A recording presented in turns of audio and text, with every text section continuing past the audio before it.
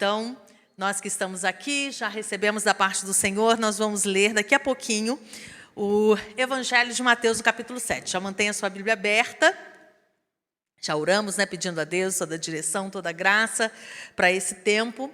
E quero só lembrar os irmãos que na semana passada nós estivemos falando, então, sobre, eu peguei a linha do tempo, da vida do Constantino e como, através dele, mudou radicalmente, Deus usou isso, para mudar radicalmente a forma como a igreja estava vivendo aqui.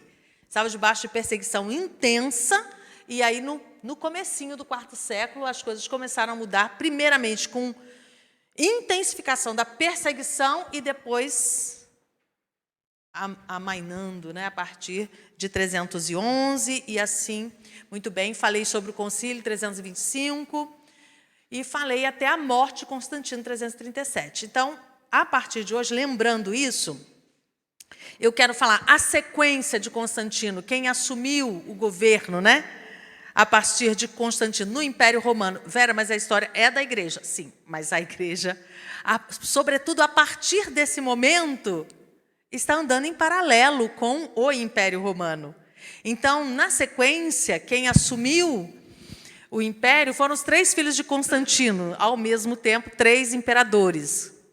E isso trouxe problema, mas eles, pelo menos, mataram pessoas da família e eram cristãos. Aí a gente volta naquele ponto. A igreja, junto com o Estado, tem uma série de problemas. Lembra que eu falei a respeito da dúvida, até hoje, dos historiadores, a respeito era genuína ou não a conversão de Constantino?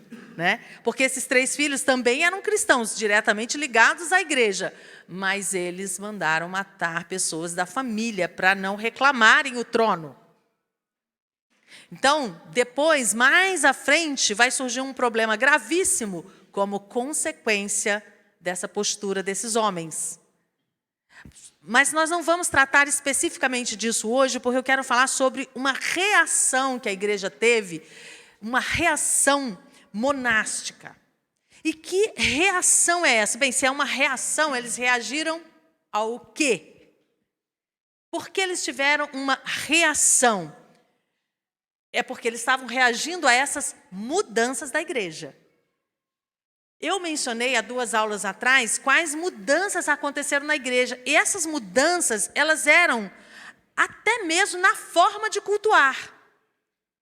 Não simplesmente pela liberdade que agora tinha de cultuar em público, mas até a forma de cultuar, porque agora essa religião era a mesma religião do imperador e tudo precisava se adequar a esse homem de alta nobreza.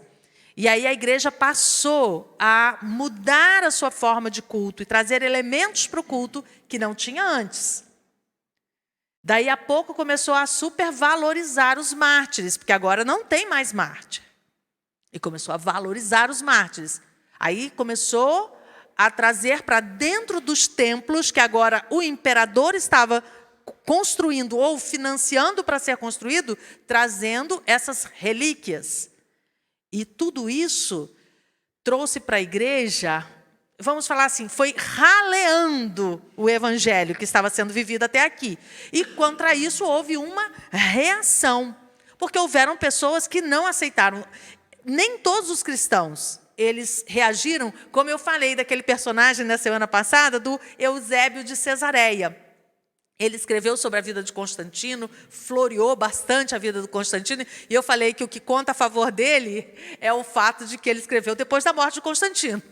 Senão ia ficar pior para ele, Mas ele, assim, deixou tudo muito floreado a respeito da vida de Constantino, mas nem todos pensavam como Eusébio de Cesareia. Ele era um bispo em Cesareia, nem todo mundo pensava como ele. Então, nós vamos ler Mateus 7, de 13 a 14. E vamos ter isso como base para tratar essa questão da igreja, lá atrás, nos primeiros séculos. Diz assim, olha, Mateus 7, 13 e 14. Entrai pela porta estreita, larga é a porta, e espaçoso o caminho que conduz para a perdição, e são muitos os que entram por ela. Porque estreita é a porta, e apertado o caminho que conduz para a vida, e são poucos os que acertam com ela. A observação desse texto era muito comum para a igreja perseguida. Era exatamente isso, eles olhavam para a vida comum deles e era exatamente isso aqui. A porta era estreita, o caminho que conduz ao contrário da porta larga, o caminho era estreito, e pensar na porta larga em facilidades significava acabar num destino de perdição. E para a igreja isso estava muito comum, muito certo e ok. Mas agora existe uma reação, porque aquilo que era simples de viver, inclusive mais à frente eu vou falar sobre isso, pessoas se oferecendo ao martírio, agora não. O que está acontecendo agora? O caminho que era estreito se transforma numa larga avenida pavimentada.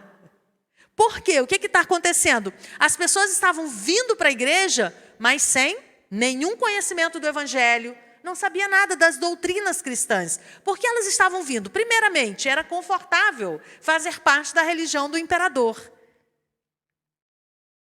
Era bom e aceitável, mas agora então, as pessoas poderiam... É possível seguir a Jesus sem ser discípulo de Jesus? É possível seguir a Jesus genuinamente, sem conhecer as doutrinas? Por que nós batizamos? Por que celebramos a ceia? Por que damos a Ele toda a honra, toda a glória? Por que dedicamos nossa vida inteiramente? Não temos uma vida secular e uma vida religiosa. A nossa vida é uma só e ela é toda dedicada para esse Senhor. Os mártires diziam isso. O meu Senhor nunca me fez mal nenhum. Como eu poderia agora negá-lo? Então, como não é possível viver a vida cristã sem seguir de perto os ensinamentos de Jesus, as pessoas começaram a reagir a isso. Não podemos aceitar que esses que nada sabem a respeito do batismo, da fé cristã como um todo, venham e façam parte da igreja. Também dentro da igreja, agora começou-se uma busca de posições, de privilégios, de prestígio. Lembra, a igreja estava escondida. A igreja era daquelas pessoas sem nenhuma expressão na sociedade, com as exceções daqueles estudiosos que eu já falei para os irmãos, que inclusive defendiam a fé. Mas esses eram poucos. A maior parte deles eram trabalhadores simples. E agora a igreja é a mesma igreja do imperador, então todos querem um lugar, prestígio, querem privilégios. Agora também o luxo e a ostentação está nos altares. Lembra que eu falei da diferença da arte cristã antes de Constantino e a arte cristã depois de Constantino? Então agora essa igreja que primava pela simplicidade, agora ela prima pelo luxo, pelas riquezas. Estão buscando luxo e ostentação e riquezas dentro da própria igreja. E, por último, o que precisamos dizer é que o joio estava crescendo junto com o trigo e estava já ameaçando sufocar o trigo. Uma forma de dizer que esse paganismo entrando dentro da igreja estava atrapalhando a vida comum da igreja, daquela que serve a Jesus e proclama o seu reino, com a vida e com palavras. Qual foi então a resposta? Disse que havia um êxodo para dentro da igreja, de todo tipo de gente, convertidos e não convertidos, mas que queriam estar lá. Mas também havia um êxodo para fora das cidades, sobretudo no norte da África, no Egito em especial, para os desertos, para viver uma vida de solitude, uma vida a sós, uma vida de contemplação da natureza, uma vida dedicada à oração, uma vida dedicada a se consagrar a Deus, para fugir daquele ambiente que já estava tóxico, aquele ambiente que estava fazendo mal. Então, um êxodo para dentro da igreja e um êxodo para fora das cidades, para viver nesses lugares retirados. Esses homens, eles estavam vivendo lá em solitude, vivendo em solidão, mas como eles eram extremamente consagrados, estavam buscando a Deus e cada vez mais se consagrando, Deus operava através deles e as pessoas iam até eles também, para pedir orientação, pedir oração. E aí, quando eles eram descobertos e começavam a ser incomodados por essas visitas, eles iam mais para longe. Aí você tem situações exóticas, tem vários escritos a respeito disso, de pessoas que estavam vivendo de uma forma que hoje a gente olha e fala, meu Deus, o que é isso? Por exemplo, um deles, não anotei o nome, uma pena, mas ele estava em cima de um muro.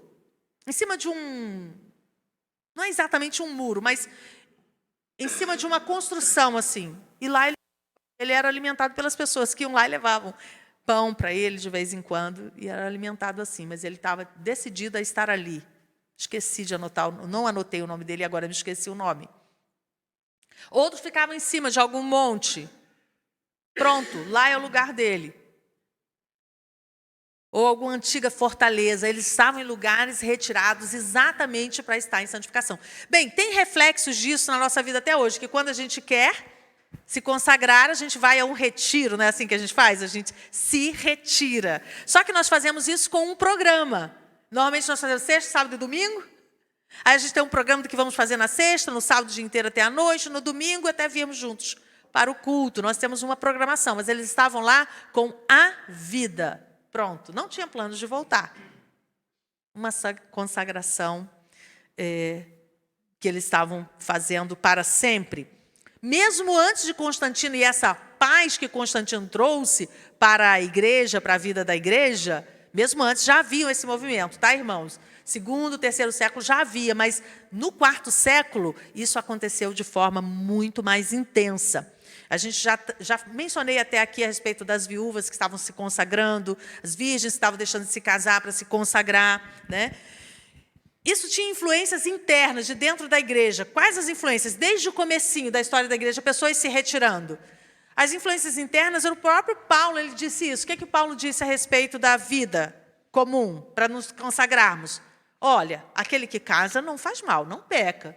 Mas aquele que não casa, cuida melhor das coisas de Deus. Porque se consagra mais, não tem as preocupações, não tem que viver para agradar o cônjuge. Então, quem não casa faz melhor. Vê que Paulo estava dando essa ideia, se consagre. Também tem uma outra coisa que é uma influência interna, que é a questão do pensamento que Cristo estava voltando já. O próprio apóstolo Paulo, ele disse, nós os que estivermos vivos, veremos o Senhor vindo. Então ele estava achando, vai ser já, eu estarei vivo. E a igreja nos primeiros séculos também estava achando, é iminente a volta de Jesus. Agora eu pergunto, eu e você podemos relaxar quanto a isso? Não, nós também temos que viver pensando exatamente assim. Jesus está vindo. É iminente a vinda de Jesus, a volta de Jesus. E eles estavam vivendo dessa maneira, então, por isso também ele se consagrava e queria ter essa vida consagrada. Essas influências internas. Mas também temos que admitir que havia influências externas. Porque nessas falsas religiões, também haviam pessoas que se consagravam para adorar ao seu Deus pagão. Homens e mulheres que se dedicavam, muitas vezes até a se prostituir, se separavam para isso, para agradar ao seu Deus. Então, tinha essas questões também. O próprio gnosticismo também, de certa forma, influenciava. Então, muitas pessoas tomaram decisão por influências internas, mas também havia essas influências externas e causava esse movimento. Dois homens de Deus que deixaram escritos, o Jerônimo e o Atanásio, eles escreveram biografias de homens que foram ícones nessas épocas em que se ia para o deserto para se consagrar ao Senhor. No caso de Jerônimo, ele escreveu sobre um jovem chamado Paulo, no meado do terceiro século, mais ou menos 250 depois de Cristo. Ele fez isso, se retirou para estar no deserto, se consagrando ao Senhor. E Jerônimo escreveu uma biografia sobre ele. E Atanásio, também um homem de Deus, escreveu a biografia de Antônio, ou Antônios, ou, como é mais simples, talvez você conheça assim, Santo Antão. Quem já ouviu falar sobre o Santo Antão? Né? Que a gente ouve que o nome, eu acho que o nome é estranho, aí chama a nossa atenção, a gente memoriza melhor, né? Então, esse Santo Antão, ele foi para o deserto, para se consagrar ao Senhor. E Atanásio, ele escreveu sobre esse homem. Disse a respeito desse homem que ele foi 2 vezes a Alexandria, que era um grande centro onde a igreja de Deus prosperava, havia muita riqueza, né, de conhecimento, né, sendo escrito, né, a teologia sendo escrita. E Ele foi lá 2 vezes. Por que ele foi 2 vezes lá? Lembra? Ele estava no deserto, mas ele foi lá 2 vezes. Uma, porque estava muita perseguição, intensa perseguição. Ele foi para se oferecer ao martírio. E disse que esses homens, esses monges dos desertos, estavam tão maltrapilhos, eram como mendigos a forma como eles estavam, que não deram valor à postura deles e deixaram eles livres e levaram lideranças da igreja que foram até mesmo martirizadas. E conta-se que ele voltou depois, em 355, isso aqui em 311, aquela grande perseguição no início do século, mas depois ele voltou em 355, porque começaram a dizer que ele era adepto da doutrina de Ário, ele era um ariano, ele considerava que Jesus não era totalmente Deus, era criatura de Deus, superior às outras criaturas, mas não Deus da mesma essência.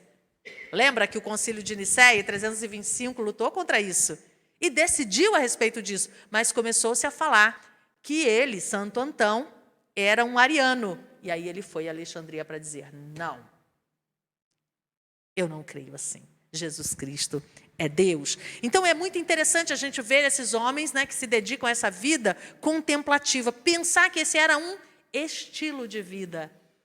Não é interessante? Hoje a gente fica achando estranho, mesmo essas pessoas que decidem tirar tudo das suas casas e viver, eu me esqueci qual é o nome que se dá, agora está muito em alta, já esteve mais, mas ainda está em alta, minimalistas, não é? A gente acha estranho, a pessoa abre mão de tudo, se reflete em tudo, nas escolhas para se comprar, nas escolhas para se manter em casa, como se decora a própria casa, como se vive a vida, não é assim? E é estranho para nós.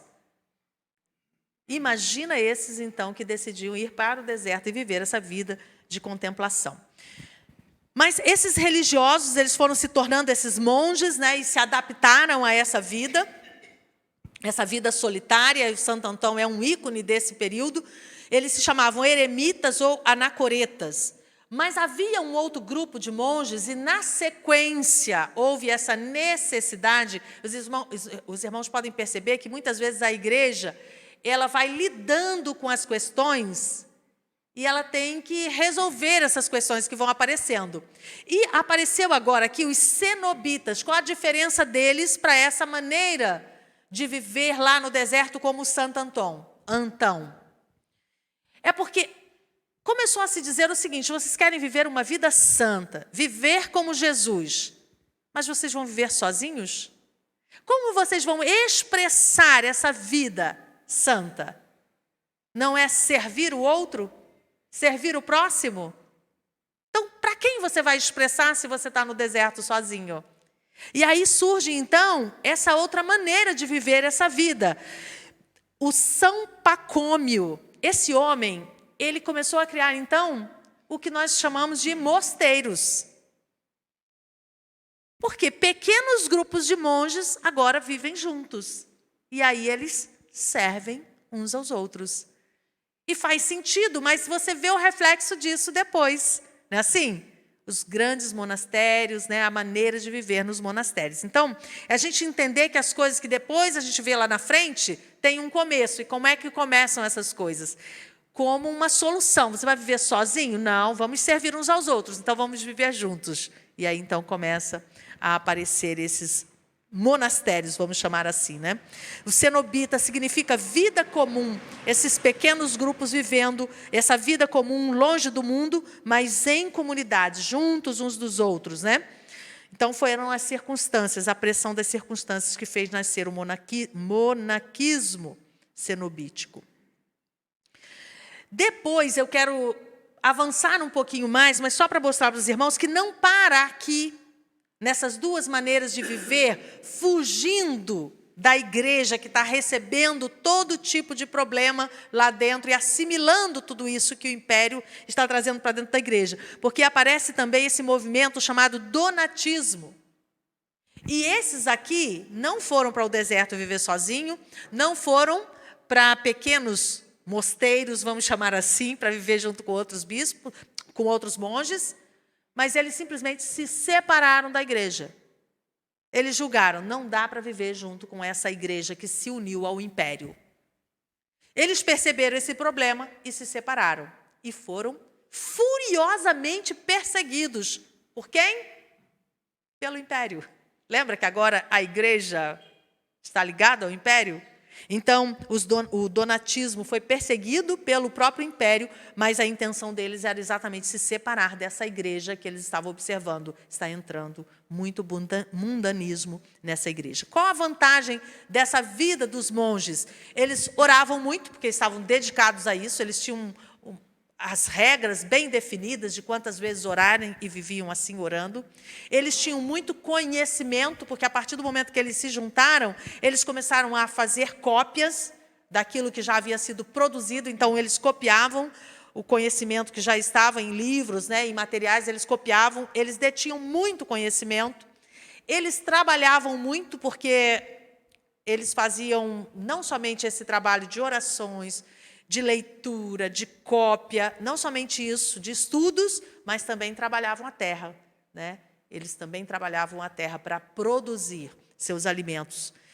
Eles também eram hospitaleiros, recebiam as pessoas, os viajantes, chegavam no mosteiro e pediam para passar ali um tempo, eles recebiam, eles eram hospitaleiros, eles tinham esse lema: todo mundo que bate a porta vamos receber como receberíamos a Cristo. Então, eles eram bons hospitaleiros. Eles também eram missionários e levaram o evangelho a muitas outras pessoas, inclusive para fora do Império Romano. Lembra que eles não estavam ligados ao Império? Pelo contrário, eles tinham as críticas ao Império, se unir à igreja, portanto, eles levavam o evangelho até para além das fronteiras do Império Romano. Mas isso tinha problemas também, não era só essas vantagens. Quais eram os problemas, as coisas ruins? É porque eles criaram, então, cristãos de primeira e segunda classe. Vocês podem observar que é comum, até nos nossos dias, a gente dizer a respeito de pessoas que são lideranças, sobretudo na igreja romana, a gente diz, ele é um religioso.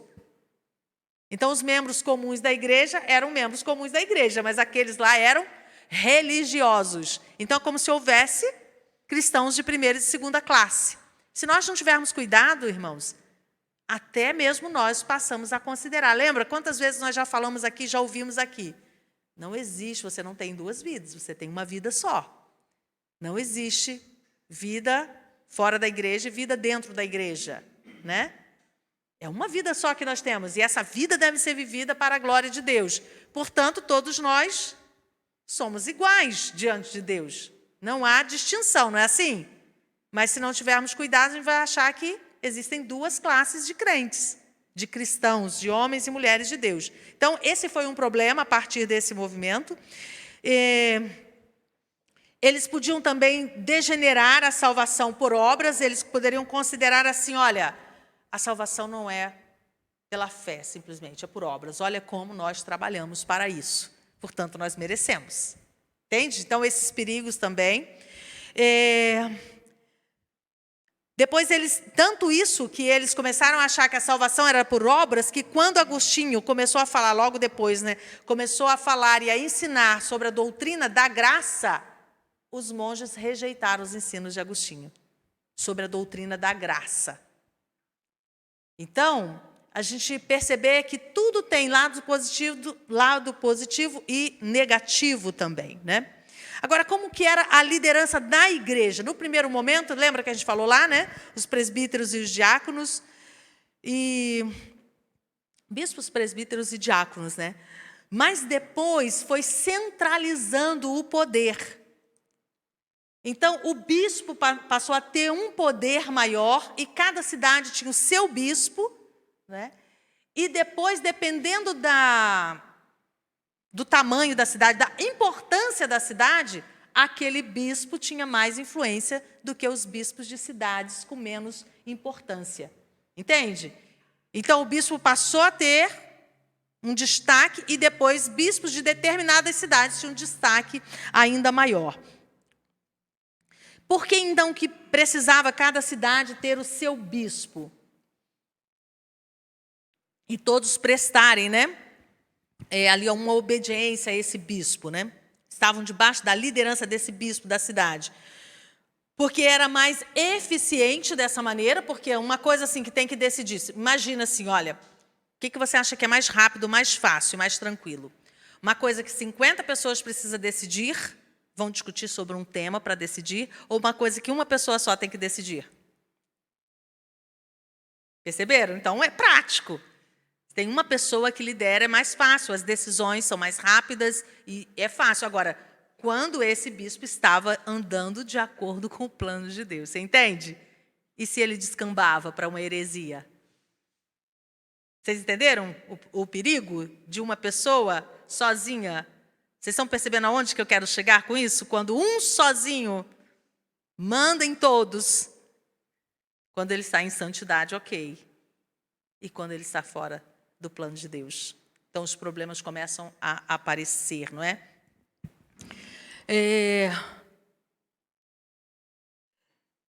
As cidades mais importantes no Oriente, em que os bispos, por conta disso, eram os mais importantes, de maior autoridade. Jerusalém, Cesareia, Antioquia, Alexandria e Constantinopla. Essas cidades. Agora, no Ocidente, qual era a cidade de maior importância, cujo bispo tinha maior proeminência? Qual cidade vocês acham? Roma. Então, no Oriente, várias cidades. No Ocidente, o poder centralizado. Você consegue perceber onde isso vai parar? É assim, queridos. Porque mais à frente, só um pouquinho mais à frente, o Império Romano cai. Quem é que toma o lugar?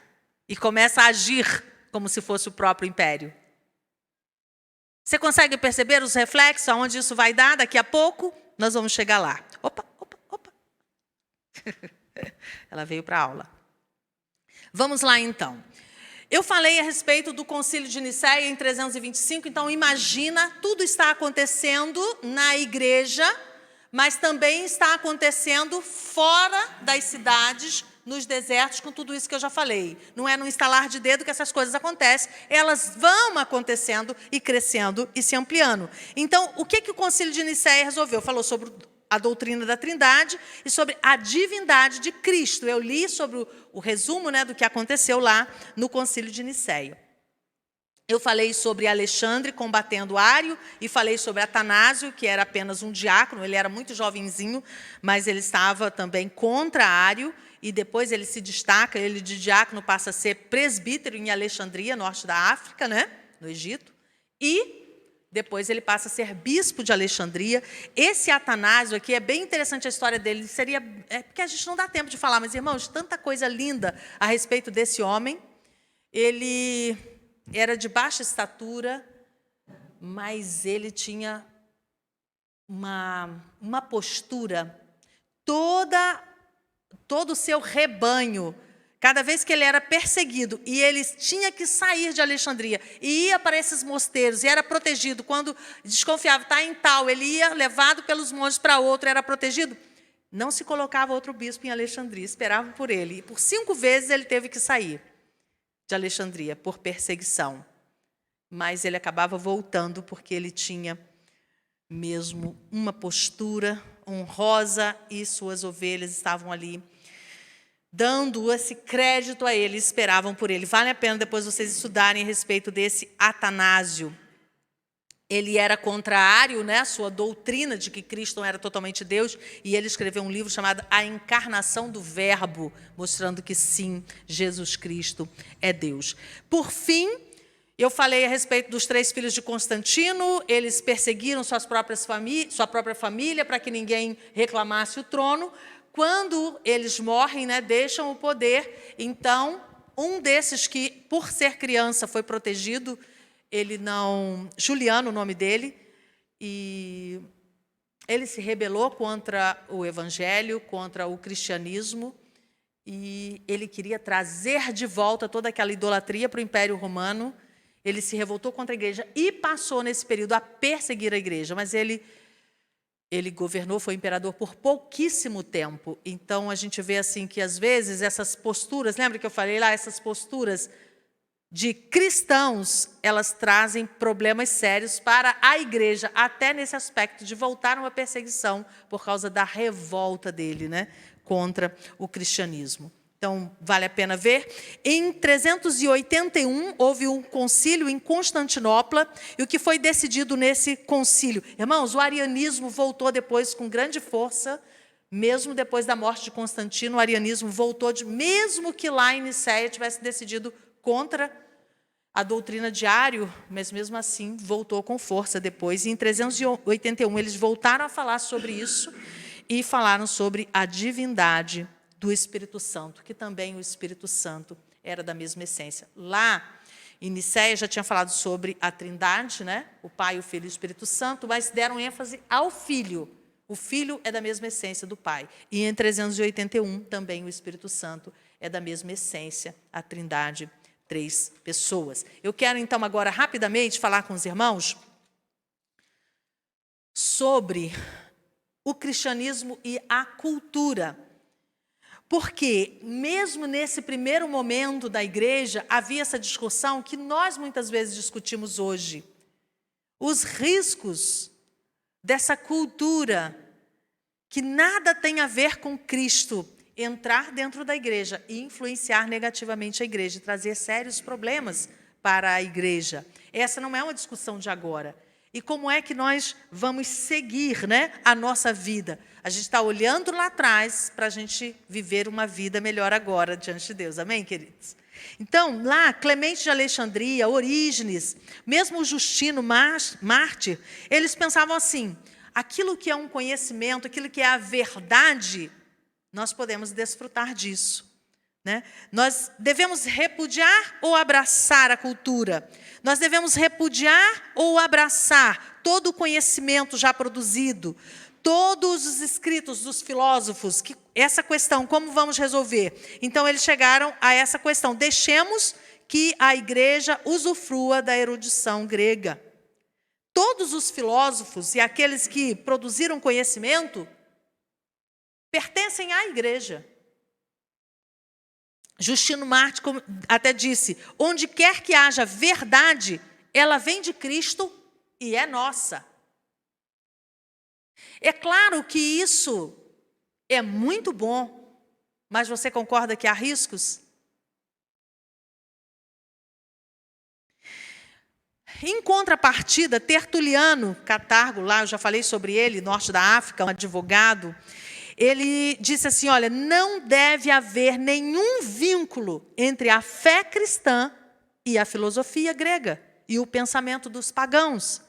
Ele dizia, o que tem a ver Jerusalém com Atenas? O que tem a ver a academia com a igreja e o que tem a ver os hereges com os cristãos? Então, na conclusão dele, refuga tudo. Não importa se eles produziram conhecimento, não aceitamos nada. Você percebe que também há um problema aí? Quais os dois problemas? Primeiro, no primeiro caso, o problema de entrar as heresias. Deixa vir tudo, aí vem junto a heresia, não é assim? E sincretismo, que é um grande perigo, um risco para a igreja. Mas no segundo caso, é isolamento da igreja. E aí corre o risco de uma igreja isolada, que não examina o conhecimento já produzido, ela se torna incapaz de impactar o mundo e até mesmo de pregar o evangelho. Então, é muito comum que não valorizemos, eu estou falando isso, irmãos, mas com muito respeito, mas é muito comum que não valorizemos o conhecimento produzido fora da igreja. E você chega até a absurdos de pessoas que não valorizam nem mesmo conhecimentos na área da ciência médica, por exemplo, né? De pessoas que não aceitam determinados conhecimentos produzidos fora da igreja. Pessoas já morreram por causa disso ao longo dos séculos. Eu creio que a Terra, né, eu fiz um estudo e a Terra gira em torno do Sol. Não, morte para você, porque a igreja não acredita assim. Tudo gira em torno da Terra, não é assim? Então, há riscos, há perigos nos dois casos. E a igreja precisa saber viver e saber o que ela pode desfrutar e o que ela precisa rejeitar. Entende, irmãos? Nós precisamos viver uma vida em plena sintonia com o Senhor. Não dá para viver a vida cristã desassociado dessa comunhão com o Espírito Santo. E por que eu estou dizendo isso? Porque quando temos essa comunhão, a Bíblia diz que a paz no coração seja o árbitro, seja aquele que define. Nós não percebemos quando entristecemos o Espírito? Então, se a gente vive em comunhão, a gente vai ter essa direção. Isso não agrada a Deus, é não.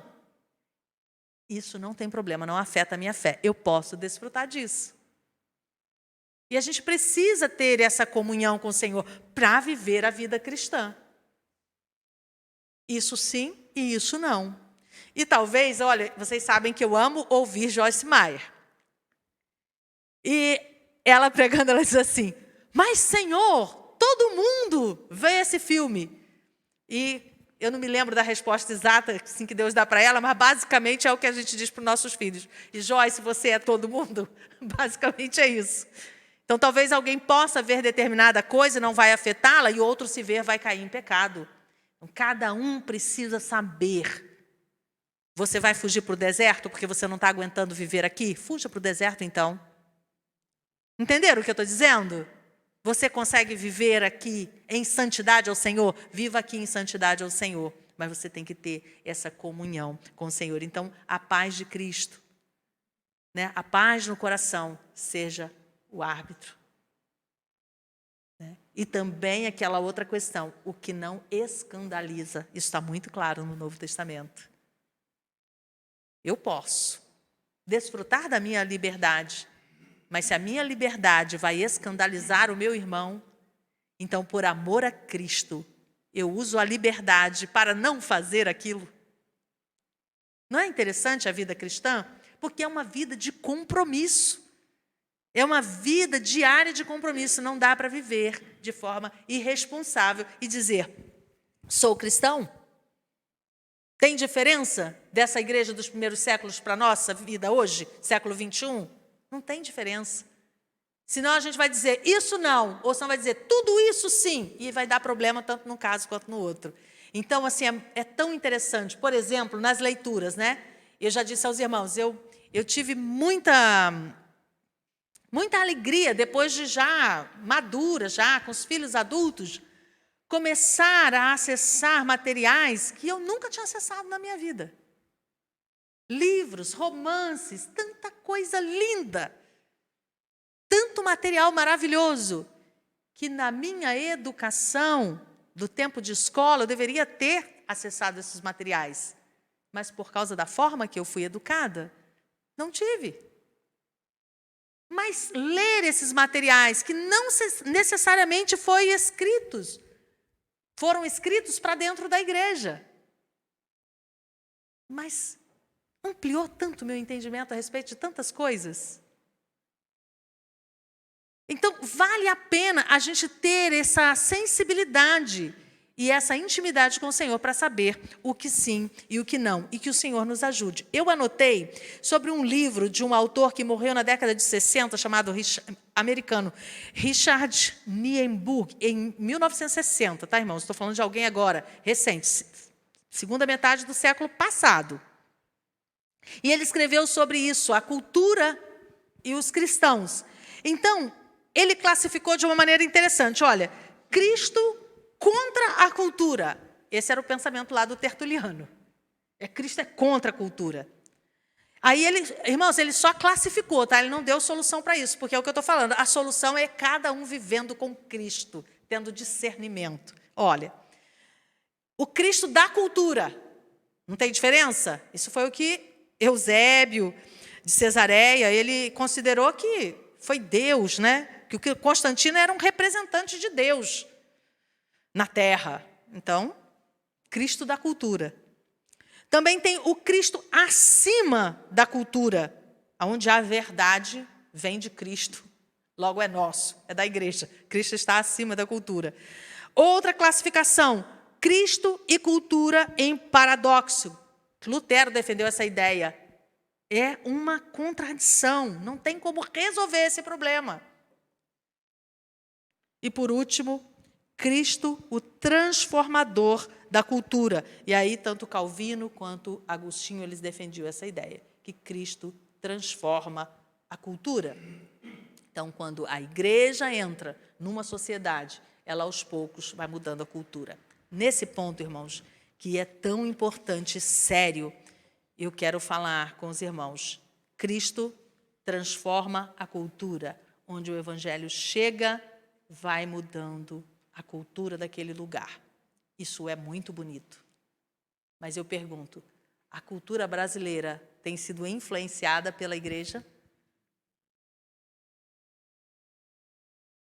Eu quero fechar nossa aula hoje trazendo para os irmãos essa pulguinha atrás da orelha, que nós devemos viver a nossa vida cristã ouvindo coisas que são bonitas, mas a gente deixando cair na nossa mente e a gente pensar a respeito. Avaliar aquilo é verdade, porque é uma frase muito bonita. Meu Deus! Há uma beleza nisso. Cristo entra e muda a cultura. Mas na nossa cultura isso não está acontecendo. É responsabilidade minha? É responsabilidade da igreja? As pessoas deixarão ser impactadas pela igreja? Eu posso fazer mudança onde? Para começar, irmãos, nós podemos fazer mudança dentro da nossa própria casa. Começamos ali. O que Jesus fez na minha vida, na sua vida, para e pensa, que mudou. Você era assim e agora está assim, pensa. Eu fazia desse jeito.